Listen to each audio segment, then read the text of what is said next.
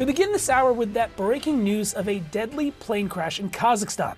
Authorities say at least 38 people are dead after an Azerbaijani Airlines plane crashed and burst into flames earlier today.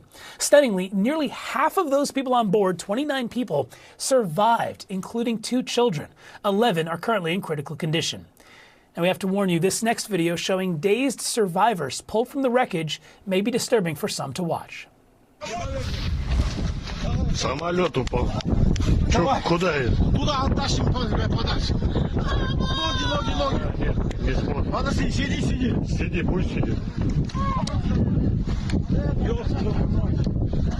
Тут люди упали. Самолет разбился.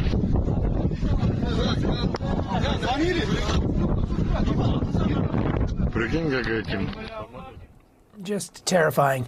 And in this video right here posted to social media, you can see the plane descending to the ground and what appears to be the moment of impact.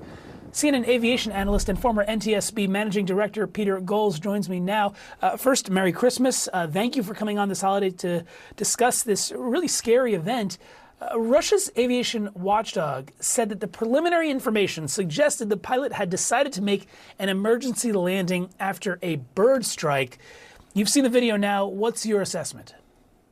Well, these planes, the Embraer, is a excellent aircraft with a strong safety record, and Azerbaijan Airways has a good safety record. If it was a simple bird strike, losing one engine, that's really not a threatening situation. It's a challenging one. But these planes are designed to fly on one engine. Pilots train one engine flight all the time. Something else happened and caused this terrible fatalities and this terrible accident. If it was an uncontained engine failure caused by a bird being ingested, you would see parts of the engine coming apart, perhaps impacting the aircraft, impacting the flight control systems, and that would be a very difficult situation. And I saw some indications of an uncontained failure in the videotape of the tail. There was some impact marks like shrapnel in the tail of the plane, which might have indicated that.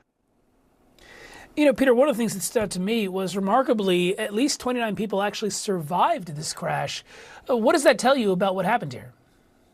Well, first of all, it tells you 2 things. One is that aviation safety has come a long way.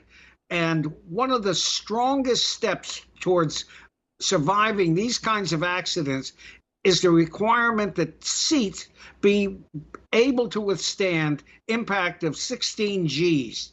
That means that you're in your seat, you have a terrible wreck like this, you're not being thrown out, and you have the chance to walk away.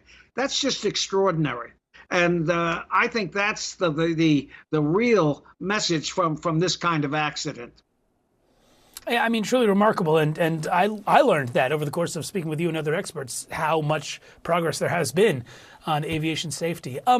Curious your thought on this, though, Peter. Would the U.S. have any role in this crash investigation by any chance? Would it just depend on the nationalities of the victims here? No, it goes beyond that, and it's a great question to ask. This kind of investigation is guided by the International Civil Aviation Organization, ICAO, and there's a treaty of which Azerbaijan is a signatory, and so is the United States. This aircraft had GE engines on it.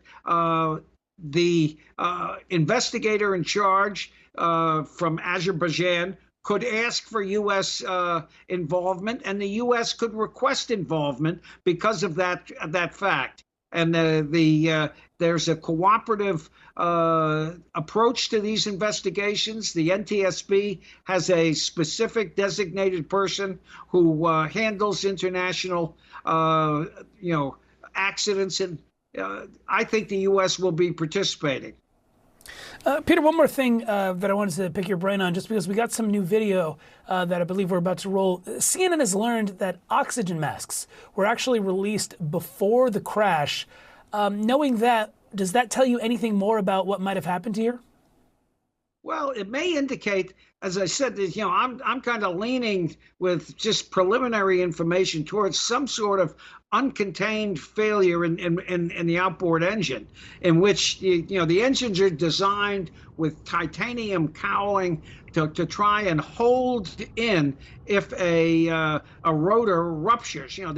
These internal fan blades are going at 18,000 revolutions per minute, and if they rupture, these can enter the fuselage and cause a depressurization, which could cause the mast to drop. Peter Goals, thank you so much for breaking that all down. And again, just stunning video we continue to get in of this really horrific crash. But again, miraculously, many survivors from this crash. Peter, thank you and have a good rest of your holiday. Thank you.